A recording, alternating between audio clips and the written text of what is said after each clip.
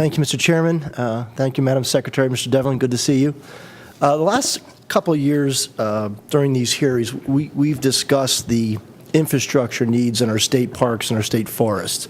I was actually looking through notes from last year, and I think we were talking about an infrastructure need of $1 billion for the park and forest system.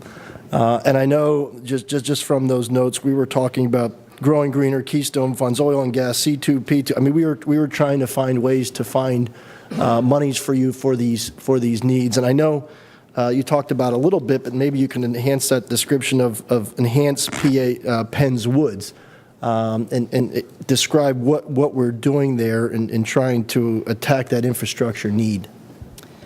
Yeah, well, of course, as we said, with the additional $45 million and the decision to focus a lot of our funds into park and forestry infrastructure, it's a commitment from this fiscal year and next to really address the maintenance needs of parks and forestry.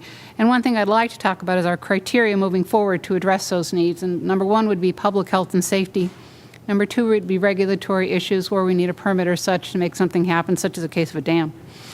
Fulfilling the core mission of DCNR, public use demand, and fix it first.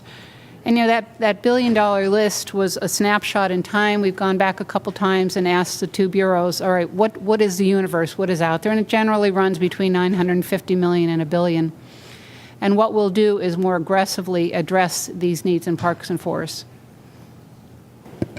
I can tell you, you did some great work at Promised Land State Park in my district. I'm very fortunate to represent that area. I mean, you fixed a high-hazard dam.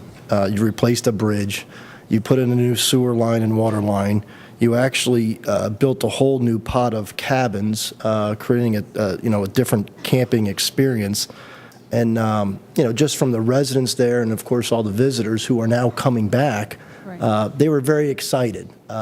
They really like to see when the Commonwealth invests in ourselves. And they said, for a number of years, they said, Mike, there's potholes there. I mean, not even talk about roads, but there are all these infrastructure needs. And they say, Mike, it's, that's ours. That's our Commonwealth resource. And we really need to start investing there. So I just want to let you know and say thank you for that effort. And I know from all the people who have approached me and said, thank you for investing in yourselves. We really appreciate this experience.